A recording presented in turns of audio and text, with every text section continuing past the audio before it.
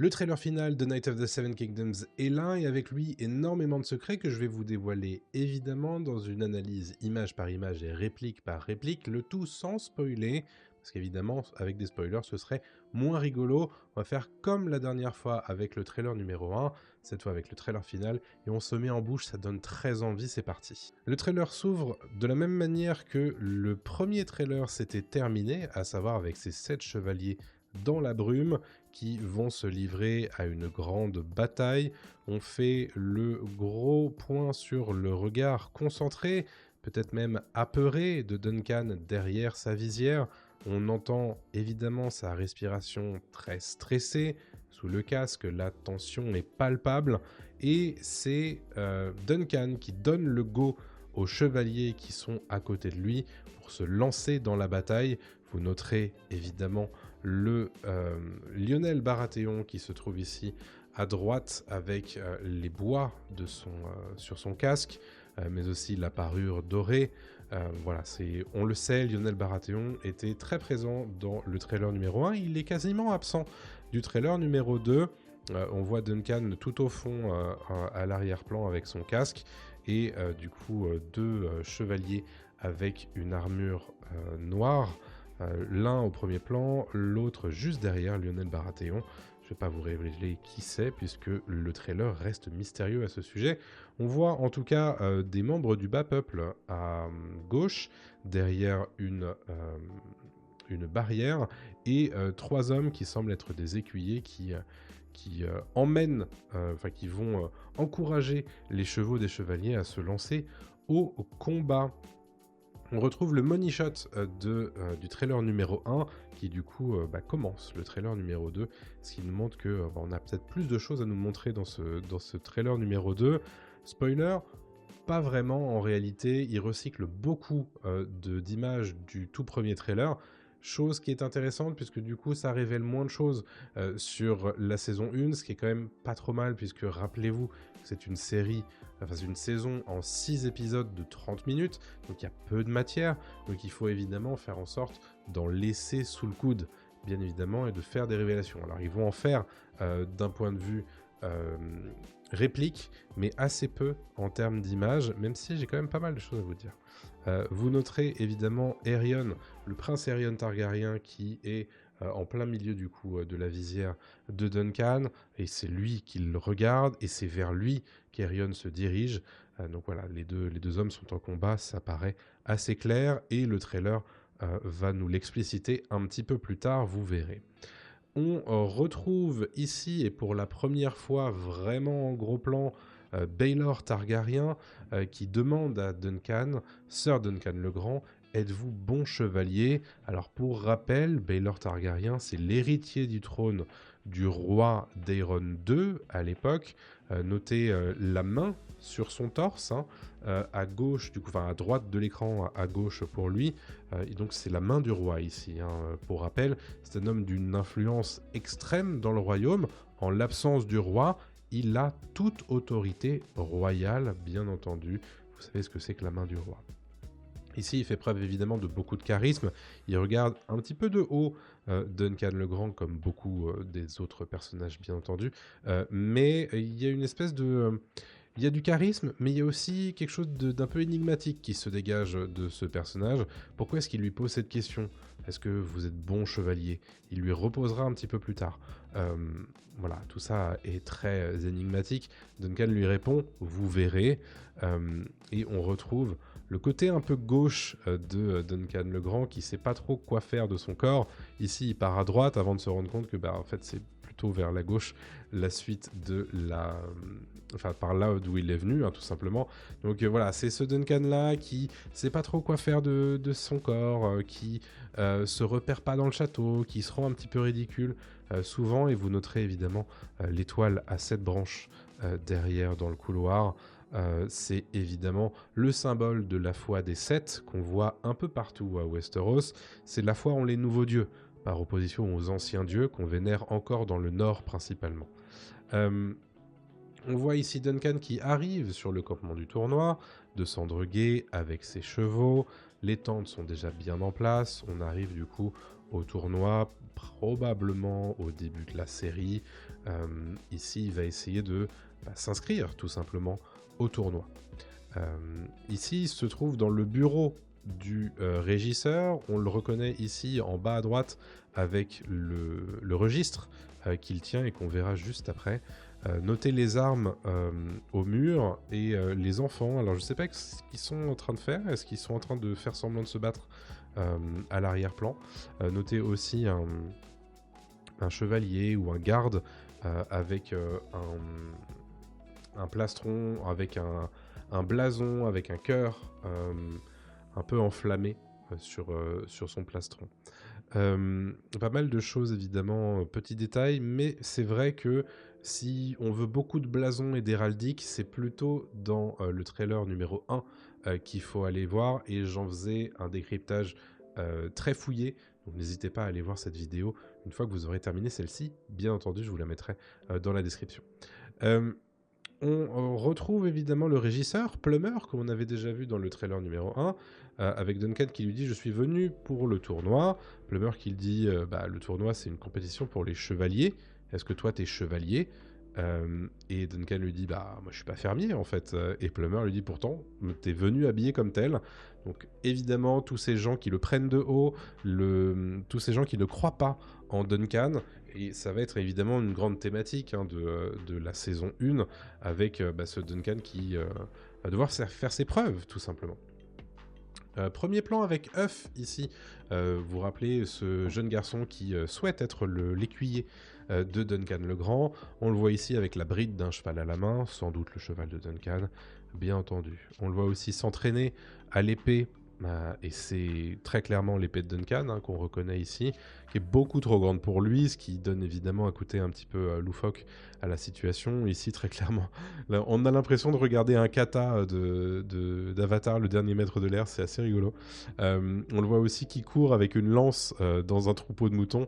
Voilà, c'est aussi cette dimension-là que Huff va apporter à la série, et que je pense que je vais beaucoup apprécier, ce côté un petit peu léger que ce jeune garçon va nous apporter.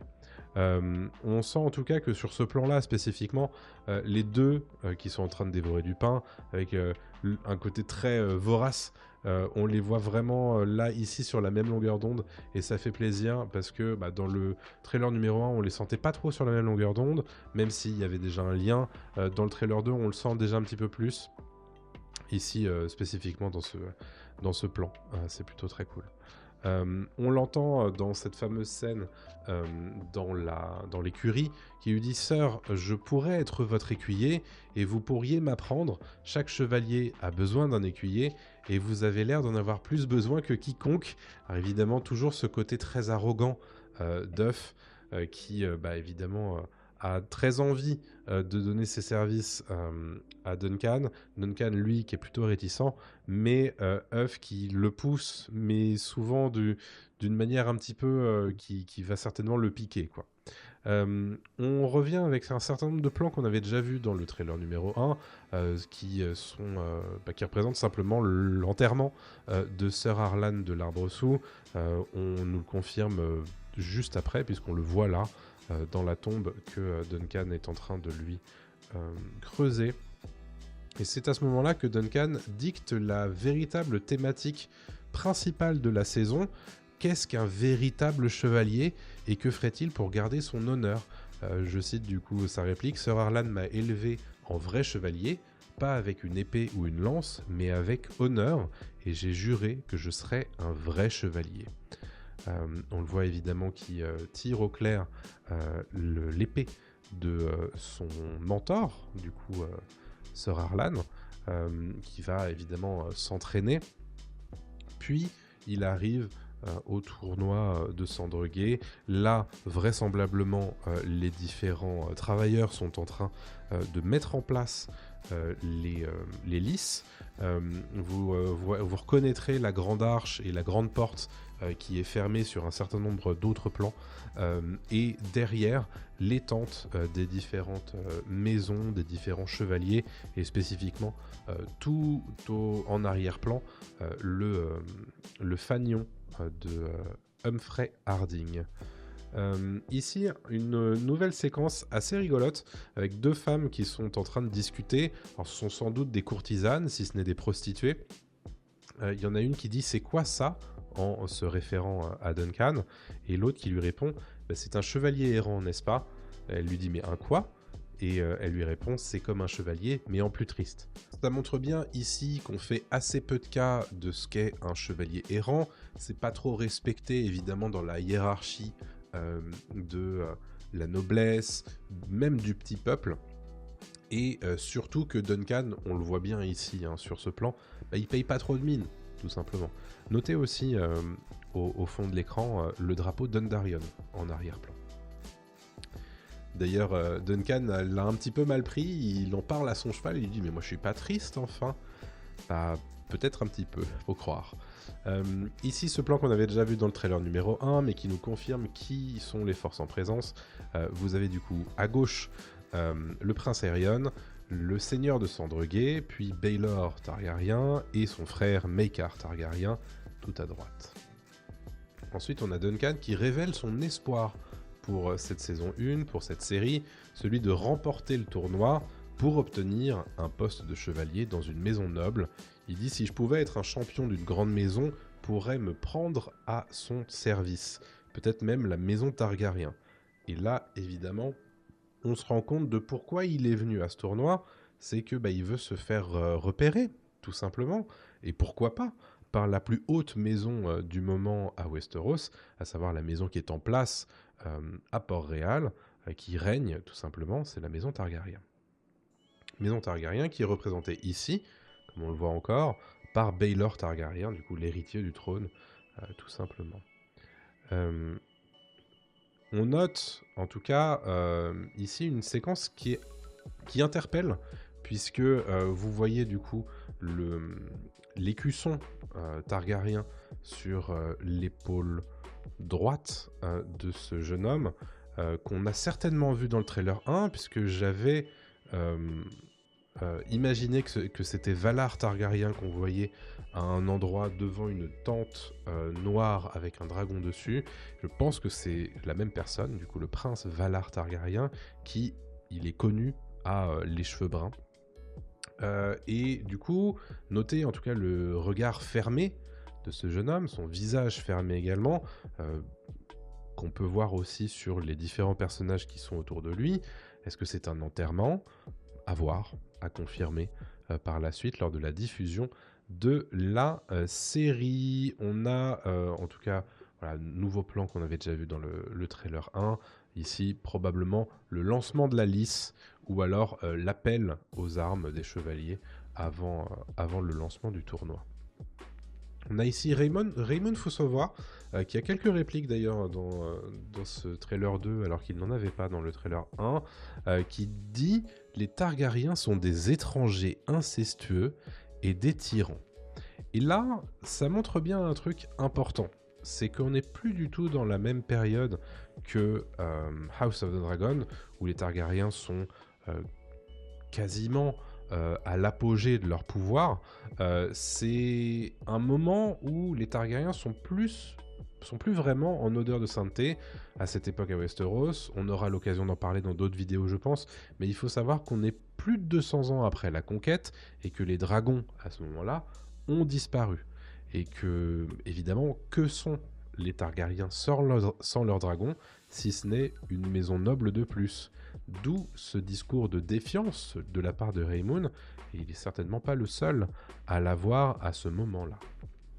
Notez ici qu'on est en plein combat, dans la boue, dans la brume, avec le prince Aerion, qu'on reconnaît à son casque, qui est en train de s'attaquer à son adversaire, probablement Duncan, par derrière. Sympathique. On revient évidemment à la thématique de l'honneur d'un chevalier ici. Bon, visiblement, le prince Aerion n'en est pas un parangon. Notez le visage extrêmement fermé ici d'Aerion Targaryen et son armure qui est couverte de boue.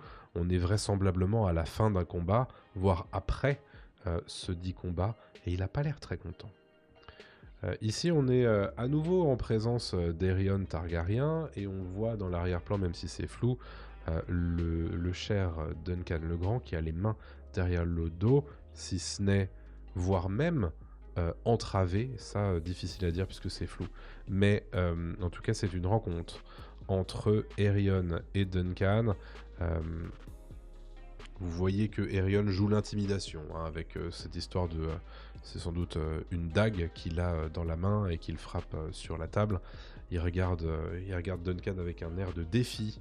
Et visiblement, ça marche pas trop mal, hein, puisque Duncan a l'air plutôt apeuré, mine de rien. Et là, c'est la révélation du véritable conflit de la saison. Et c'est à nouveau Baylor qui prend la parole et qui nous le dit purement et simplement: Sir Duncan le Grand, Aerion réclame votre tête.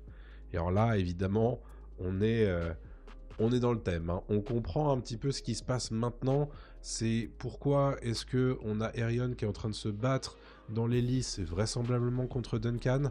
Bon, il y a un combat là-dedans, quoi. Évidemment, je vais pas vous spoiler pour les gens qui n'ont pas lu la nouvelle, mais voilà, les gens qui ont lu la nouvelle comprennent de quoi il s'agit. On a un plan ici qui me paraît extrêmement mystérieux et que je n'arrive pas à raccrocher à des moments de la nouvelle. Alors les gens qui auront lu la nouvelle me diront peut-être dans les commentaires. Faites attention évidemment à bien dire que vous allez spoiler dans ce commentaire pour les gens qui n'auraient pas lu. Et ce plan me paraît très très mystérieux. On a Duncan qui tient une tête casquée et décapitée dans les mains, sous la pluie. Alors est-ce que là il est en prison entre guillemets, est-ce que on lui envoie un message en lui disant ben voilà, Aerion Targaryen il veut ta tête et il est capable de l'obtenir. À ce moment-là, on a Duncan qui dit peut-être les dieux ont décidé que c'est ce que je méritais, et juste après on entend une voix, alors c'est peut-être celle d'Aerion, difficile à dire puisque ce n'est pas confirmé dans les sous-titres, qui dit montre-toi petit chevalier. Bon, tout ça est bien mystérieux, mais c'est assez stressant, c'est assez tendu, hein, pour ce cher Duncan. Ici, on confirme évidemment que la personne qui tient ce casque et qui prend ce casque et qui met ce casque et cette armure, c'est bien Aerion Targaryen, qu'on a vu un petit peu assez souvent dans ce trailer d'ores et déjà. Et on a à nouveau Baelor qui demande à Duncan: êtes-vous un bon chevalier? Pourquoi est-ce qu'il lui pose cette question? Ça, c'est une grande question. Et Duncan qui ne lui répond pas, mais qui a vraiment un air de défi dans son regard. Très intéressant, je trouve. Ici, c'est l'entrée en lice de Duncan dans cette fameuse arène brumeuse. Et on le voit, il est évidemment paré au combat, complètement en armure. La seule chose qu'il n'a pas encore, c'est son aume sur la tête. Et on entend dire quelqu'un, probablement Raymond Fossavoy, qui dit « Vous devriez peut-être fuir ». Duncan qui lui dit « Mais on va me tuer si je fuis ». Et Fossavoy qui lui répond « Ils vont certainement vous tuer quoi qu'il advienne ». Et ça montre bien aussi la puissance des Targaryens et puis le côté impitoyable de leur justice quelque part. C'est que peu importe ce qui va se passer et ce qu'ils décident, il est probable que Duncan n'en réchappe pas. En tout cas, c'est ce que Raymond Fossavoy a l'air d'avoir en tête. Et donc il a l'air plutôt d'être pour que Duncan s'enfuit, tout simplement. Mais c'est probablement pas ce que Duncan va faire, puisqu'on va le voir juste après. Il s'adresse... Alors, je reviens juste sur certains plans ici. Donc, on a Aerion qui est en armure avec une lance de tournoi et qui s'apprête du coup à entrer en lice. Alors, c'est probablement pas contre Duncan ici, parce que je ne retrouve pas la fameuse brume ambiante. C'est probablement à un autre moment de la saison où il va entrer en lice contre un autre chevalier, très probablement. Ici, c'est un plan qu'on avait déjà vu, les marionnettistes qui montrent du coup un dragon contre un combat d'un dragon contre un chevalier.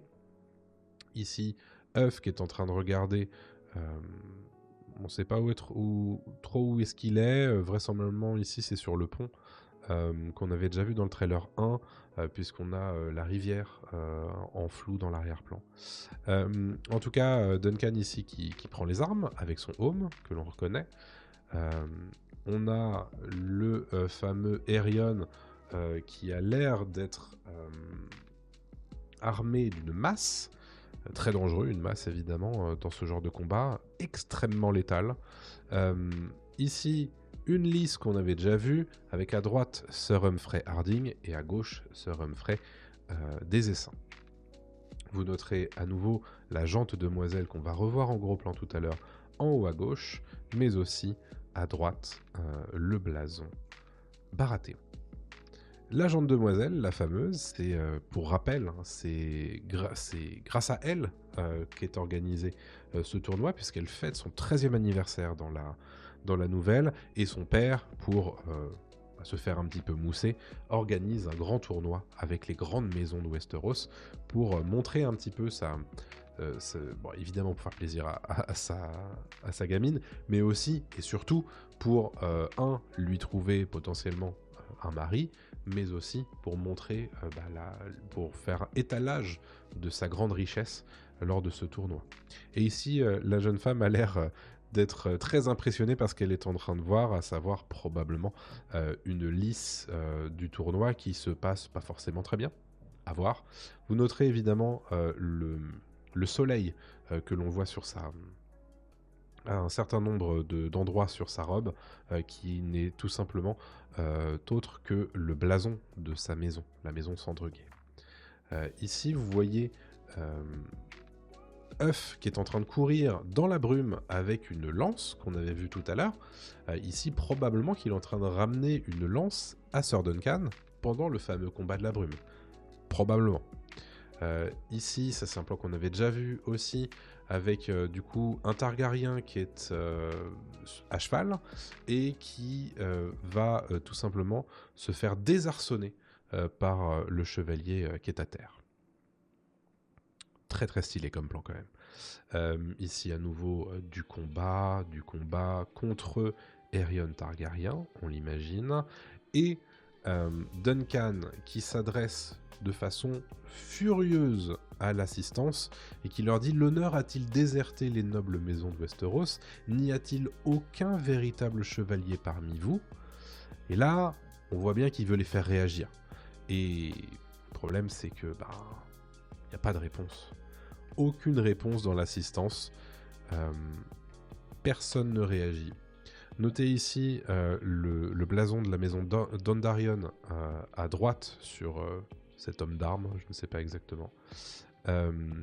La jante demoiselle, qui est également à gauche en haut de l'estrade. Il n'y a aucun des princes Targaryens, par contre, sur l'estrade, vous le noterez. Aerion qui est à droite, ici.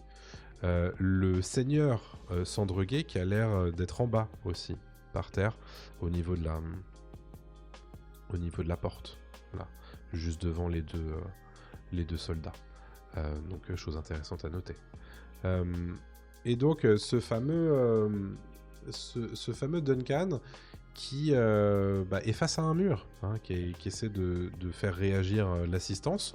On ne sait pas encore trop pourquoi, même si évidemment les gens qui ont lu la nouvelle savent de quoi il s'agit. Je vais évidemment pas vous le révéler parce que c'est un des passages hyper dramatiques de la nouvelle et ça risque d'être un des moments les plus stylés de la saison à mon sens. Ensuite, le trailer se termine de façon plus légère avec Duncan à un tout autre moment évidemment, hein, on le voit sur la colorimétrie de l'image, qui demande à Œuf: c'était mal dit? Et là il y a Œuf qui bredouille un petit peu et Duncan qui fait: ouais bon d'accord. Et donc voilà pour la fin de ce trailer. Un trailer, ma foi, très intéressant, avec beaucoup de choses évidemment à noter. Pas mal de recyclage d'images, mais dans les répliques, énormément de choses hyper intéressantes qui traitent des thématiques en fait de cette saison et qui vont du coup être assez intéressantes. Qu'avez-vous pensé de ce trailer? Qu'avez-vous pensé de ce décryptage, bien entendu? Dites-moi ça dans les commentaires. Est-ce que j'ai raté quelque chose? Dites bien évidemment tout ça dans les commentaires pour que on alimente un petit peu cette discussion. Et si vous voulez parler des choses qui se passent dans la nouvelle, indiquez-le bien en majuscule tout en haut de votre commentaire, histoire de ne pas spoiler les gens qui ne l'auraient pas lu évidemment. On se donne rendez-vous très prochainement pour de nouvelles vidéos et j'ai très hâte d'être à mi-janvier pour commencer le traitement hebdomadaire de Night of the Seven Kingdoms. Ça va être incroyable. Soyez là, donc n'oubliez pas de vous abonner si vous ne l'êtes pas encore. Et puis bon, le petit pouce en l'air, le commentaire, enfin bref, vous savez quoi faire. À très bientôt tout le monde, salut à tous.